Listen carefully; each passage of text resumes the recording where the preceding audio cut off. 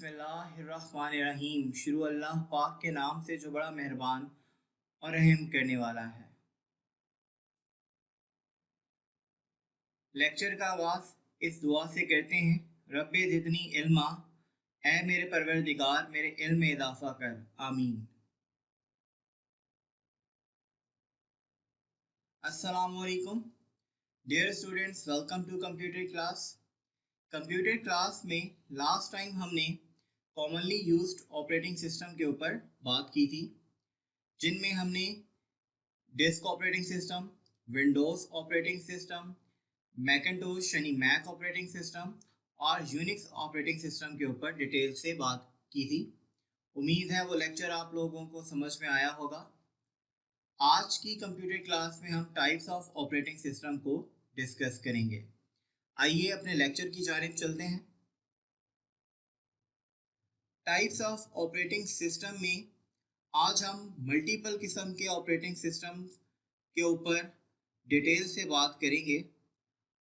उन operating system में सबसे पहले हमारे पास बैच प्रोसेसिंग ऑपरेटिंग सिस्टम आएगा, उसके बाद मल्टी प्रोग्रामिंग ऑपरेटिंग सिस्टम, फिर multitasking operating system, time sharing operating system, real time operating system, multi processor operating system, parallel processing operating system, distributed operating system, embedded operating system. इन सब के ऊपर आज के इस लेक्चर में हम तफसील से क्या करेंगे, बात करेंगे। डियर स्टूडेंट्स, सबसे पहले बैच प्रोसेसिंग ऑपरेटिंग सिस्टम को जान लेते हैं। A batch processing operating system is a software that groups together same type of jobs in batches and automatically executes them one by one. Batch processing operating system एक ऐसा software है, एक ऐसा operating system है जिसमें हम similar jobs के different groups बना देंगे और फिर उन ग्रुप्स को, उन बैचेस को वन बाय वन जो है वो ऑटोमेटिकली क्या करवाया जाएगा, एग्जीक्यूट करवाया जाएगा। यहाँ सबसे पहले आप लोगों को ये पता होना चाहिए कि जॉब क्या होती है। एक कंप्यूटर जॉब बेटा 3 चीज़ों पर मुश्तमिल होती है, जिसमें सबसे पहले प्रोग्राम आता है, फिर सेकंड वन पे इनपुट ऑपरेशन आते हैं और नंबर 3 पर हमारे पास कंट्रोल स्ट्रक्चर आता है। इन 3 चीज़ों को मिलाएं तो हमारे पास एक कंप्यूटर क्या बनती है, जॉब बनती है। और बेसिकली हम सिमिलर जॉब्स के डिफरेंट बैचेस बनाकर अपने कंप्यूटर सिस्टम को प्रोवाइड करते हैं ताकि वो उसे ऑटोमेटिकली क्या कर सके, एग्जीक्यूट कर सके। बैच ऑपरेटिंग सिस्टम में बेटा आप लोगों को एक और बात जाननी है कि ये एक ऐसा ऑपरेटिंग सिस्टम है जिसमें यूज़र की इंस्ट्रक्शन बहुत ही कम होती है। इस ऑपरेटिंग सिस्टम में होता ये है कि यूज़र किसी भी ऑफलाइन डिवाइस का इस्तेमाल, यानी जैसे पंच कार्ड्स वगैरह होते हैं, उनका इस्तेमाल करते हुए अपनी जॉब्स जो है वो कंप्यूटर ऑपरेटर को क्या कर देता है, प्रोवाइड कर देता है। कंप्यूटर ऑपरेटर क्या करता है, सिमिलर जॉब्स की डिफरेंट बैचेस बनाता है, डिफरेंट ग्रुप्स बनाता है और वो फिर सेंट्रल प्रोसेसिंग यूनिट को क्या कर दिए जाते हैं, प्रोवाइड कर दिए जाते हैं ताकि वो वन बाय वन उसे क्या कर सके, एग्जीक्यूट कर सके।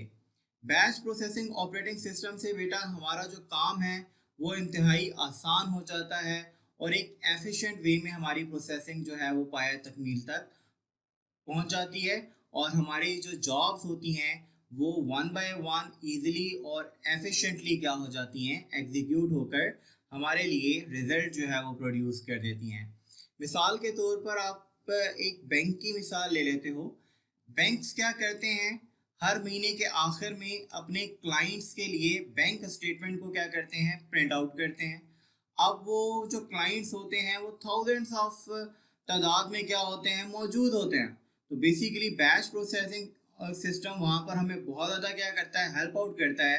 क्योंकि बेसिकली आपके पास बैंक स्टेटमेंट एक सिमिलर किस्म का क्या टास्क है, तो वो हम आपके पास एक बैच की सूरत में सेंट्रल प्रोसेसिंग यूनिट को प्रोवाइड कर देते हैं और वो one by one each account holder की जो बैंक स्टेटमेंट है वो प्रिंट करके हमें प्रोवाइड कर देता है। नेक्स्ट हमारे पास मल्टी प्रोग्रामिंग ऑपरेटिंग सिस्टम आता है। A multi-programming operating system is a software that loads one or more programs in main memory and executes them using a single CPU. Multi programming operating system बेटा एक ऐसा software है जिसके ज़रिए हम आपके पास मेन मेमोरी यानी रैम के ऊपर एक से ज़ायद एप्लीकेशन प्रोग्राम्स को क्या कर देते हैं, लोड कर देते हैं, और जो बेसिकली सेंट्रल प्रोसेसिंग यूनिट है उन्हें वन बाय वन क्या करता है, एग्जीक्यूट करता है। एक बात जान लीजिए कि सेंट्रल प्रोसेसिंग यूनिट एक वक्त में सिर्फ और सिर्फ एक ही प्रोग्राम को क्या करता है, एग्जीक्यूट करता है। बाकी तमाम जो प्रोग्राम्स होते हैं वो बेसिकली क्यूई यानी वेटिंग एरिया में क्या होते हैं, मौजूद होते हैं। मल्टी प्रोग्रामिंग ऑपरेटिंग सिस्टम में होता बेसिकली क्या है कि जब आपके पास आप लोगों का सेंट्रल प्रोसेसिंग यूनिट एक प्रोग्राम पे काम कर लेता है और वो प्रोग्राम इनपुट और आउटपुट ऑपरेशन के दरमियान जब बिजी होता है तो सेंट्रल प्रोसेसिंग यूनिट आपके दूसरे प्रोग्राम को जो कि क्यूई यानी वेटिंग एरिया में मौजूद होता है उसे पिक कर लेता है और एग्जीक्यूट कर लेता है। इससे होता क्या है कि बेसिकली हमारे जो सिस्टम की और कंप्यूटर की जो आपकी परफॉर्मेंस है वो मज़ीद क्या हो जाती है, बढ़ जाती है। मिसाल के तौर पे फॉर एग्जांपल लाइक देखिए, मैं आपको एक मिसाल देता हूँ कि आप लोगों ने एक प्रोग्राम क्या किया, रन किया, माइक्रो प्रोसेसर उसे क्या कर रहा है, एग्जीक्यूट कर रहा है। एग्जीक्यूट करने के बाद हुआ ये कि वो जो स्पेसिफिक किस्म का प्रोग्राम था उसने इनपुट एंड आउटपुट ऑपरेशन करना है। अब फॉर एग्जांपल वो आउटपुट ऑपरेशन में बिजी है तो बेसिकली आपका जो सेंट्रल प्रोसेसिंग यूनिट है वो आपकी मेन मेमोरी यानी रैम से दूसरे प्रोग्राम को क्या कर लेगा, पिक कर लेगा, ताकि एक वक्त में जो है वो उसको भी क्या कर सके, प्रोसेस कर ले।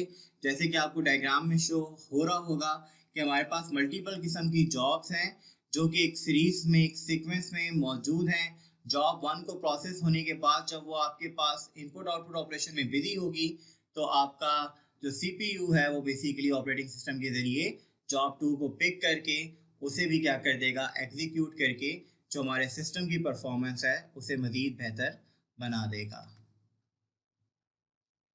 नेक्स्ट वन हमारे पास मल्टीटास्किंग ऑपरेटिंग सिस्टम आता है। मल्टीटास्किंग से आप सभी वाकिफ हैं, एक वक्त में मल्टीपल किस्म के टास्क परफॉर्म करना हमारे पास मल्टीटास्किंग जो है वो कहलाता है।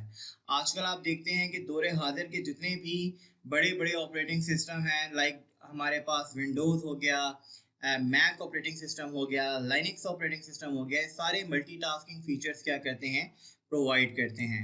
अब बेसिकली मल्टीटास्किंग में होता क्या है कि एक बात याद रखिएगा कि सीपीयू एक वक्त में एक ही प्रोग्राम को क्या करता है, एग्जीक्यूट करता है, लेकिन मल्टीपल प्रोग्राम्स के दरमियान जो सीपीयू की स्विचिंग है वो इतनी कोई तेज़ होती है कि आप लोगों को और हमें ऐसे ही लग रहा होता है कि सेंट्रल प्रोसेसिंग यूनिट एक वक्त में मल्टीपल टास्क क्या कर रहा है, परफॉर्म कर रहा है।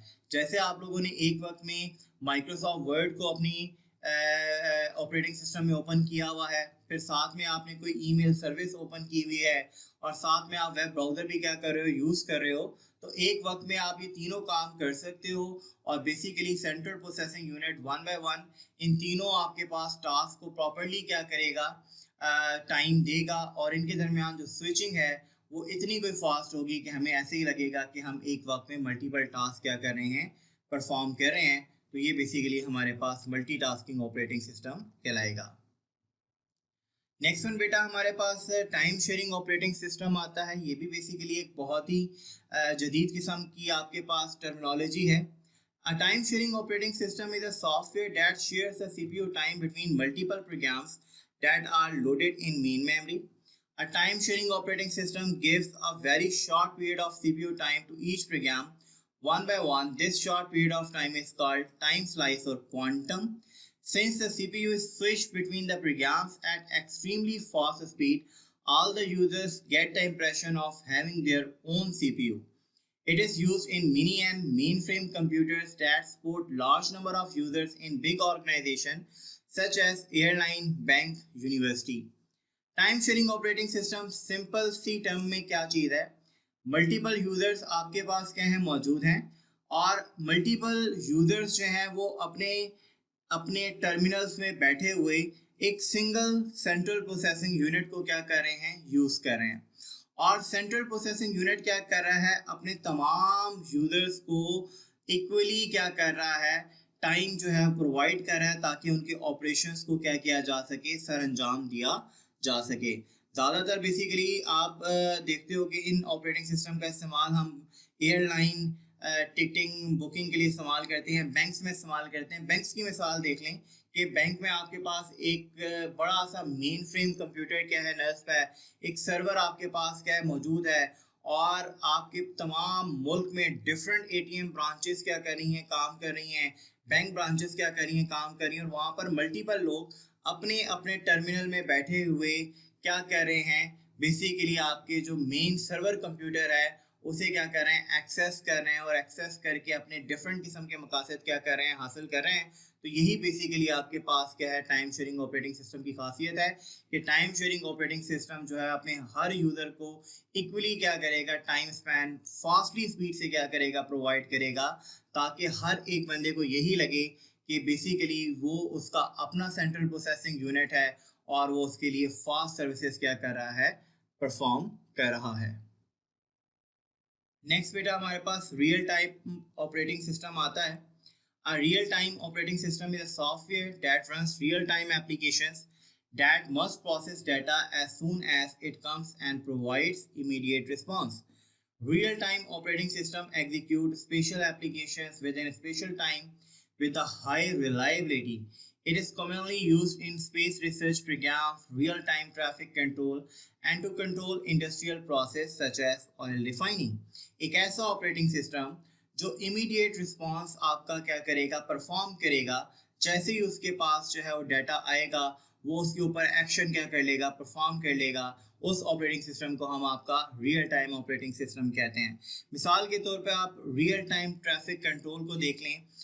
हम लोगों ने पाकिस्तान में लाहौर के अंदर एक क्या की मॉडल सिटी का कंसेप्ट क्या किया, पेश किया।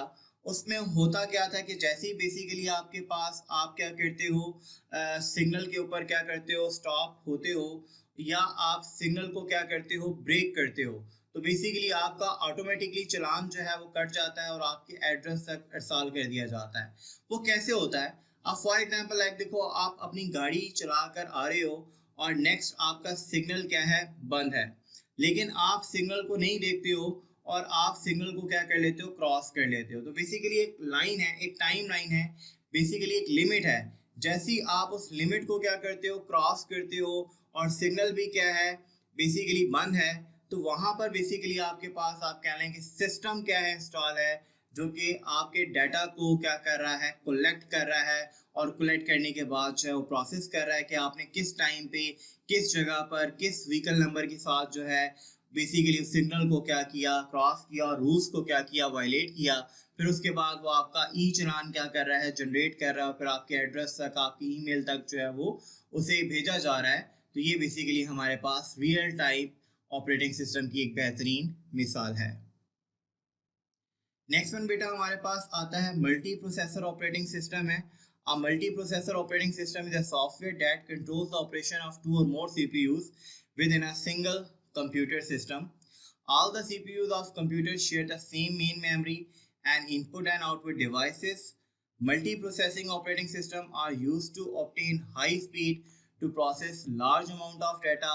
It executes a single program using many CPUs at the same time to improve processing speed.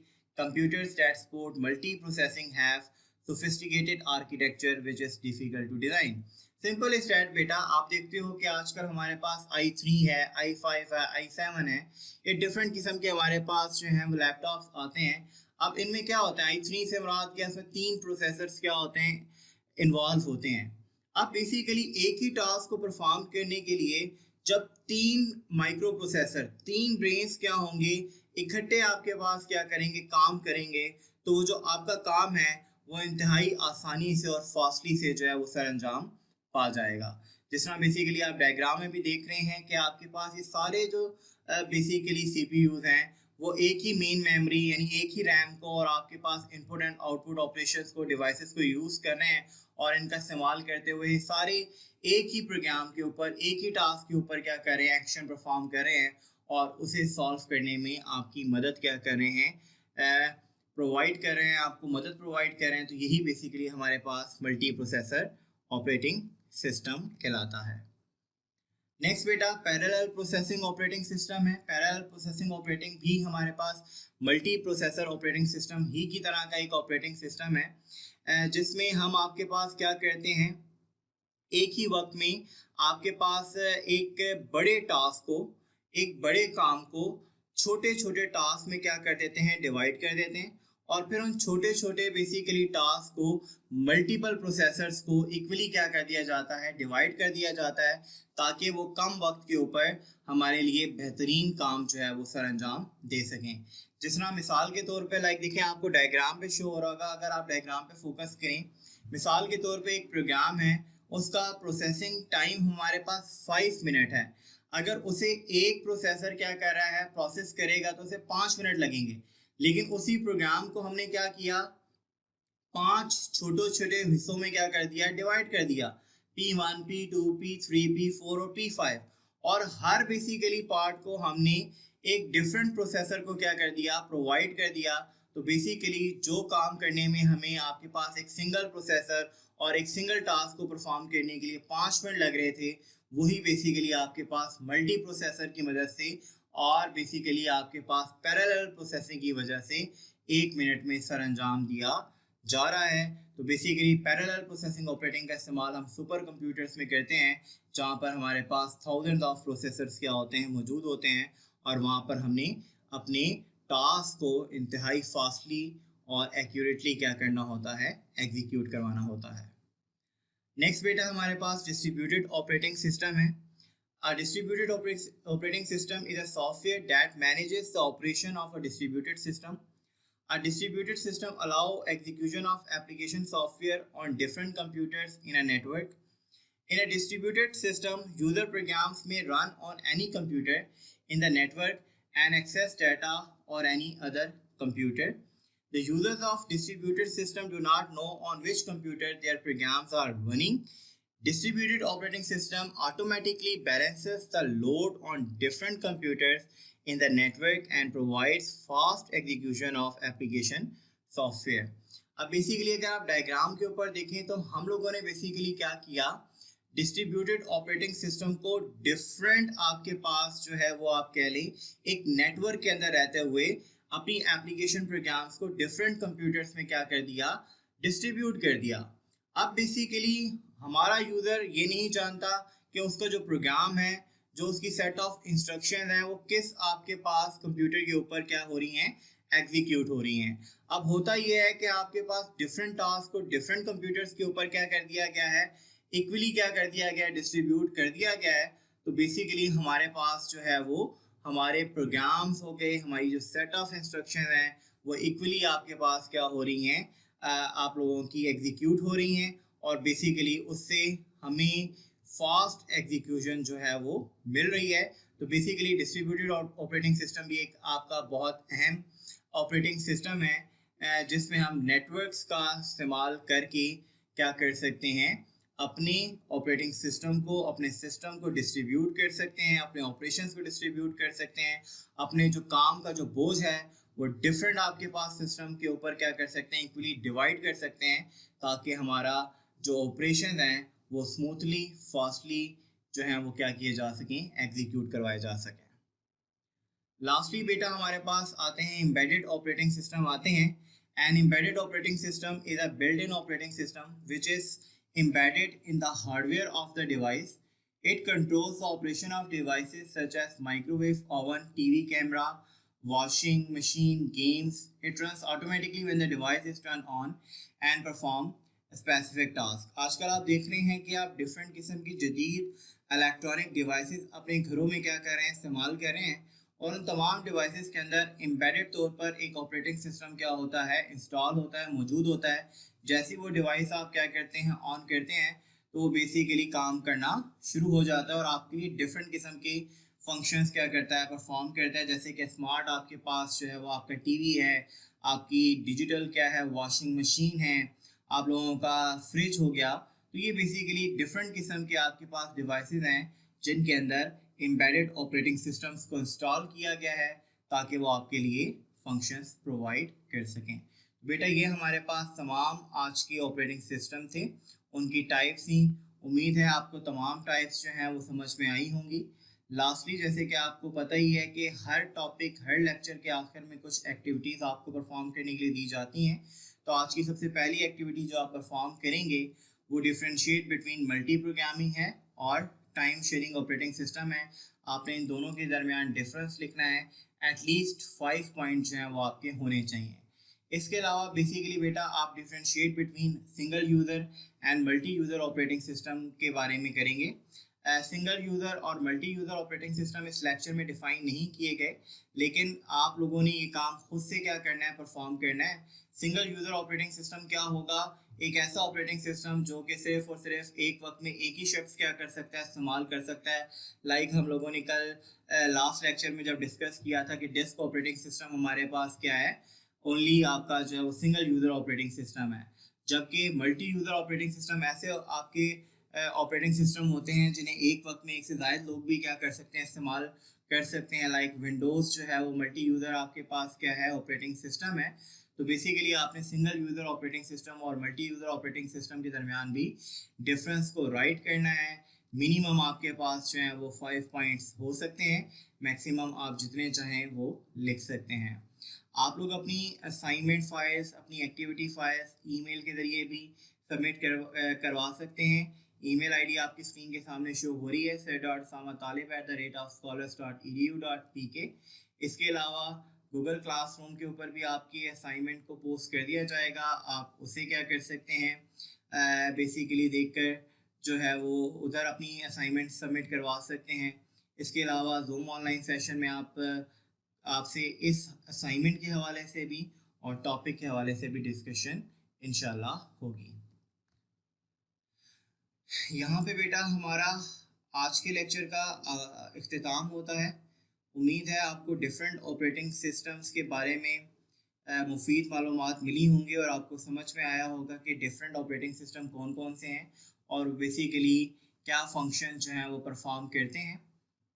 अगर आप में से किसी को कोई भी चीज़ समझ में ना आई हो, कोई पॉइंट रह गया हो जो कि आपको नहीं समझ में आया हो, तो किसी भी वक्त आप उसके बारे में क्या कर सकते हैं, कोई भी क्यूरी पूछ सकते हैं। क्यूरी पूछने के लिए आप sir.samatalib@scholars.edu.pk पे ईमेल भी कर सकते हैं। इसके अलावा गूगल क्लासरूम की स्ट्रीम के ऊपर भी आप अपना क्यूरी कमेंट जो है वो क्या कर सकते हैं, पोस्ट कर सकते हैं। और नेक्स्ट डे जो हमारे पास हमारा क्यूरी सेशन है, उसमें भी आप डिटेल से अपने जितनी भी आपके मसले मसाइल हैं लेक्चर को लेकर, जो पॉइंट्स हैं जो आपने नोट किए हैं, जो आपको समझ में नहीं आए हैं, उनके बारे में डिटेल से डिस्कशन कर सकते हैं। अपना बहुत सारा ख्याल रखिएगा। इंशाल्लाह नेक्स्ट लेक्चर में आप लोगों से क्या होगी, मुलाकात होगी।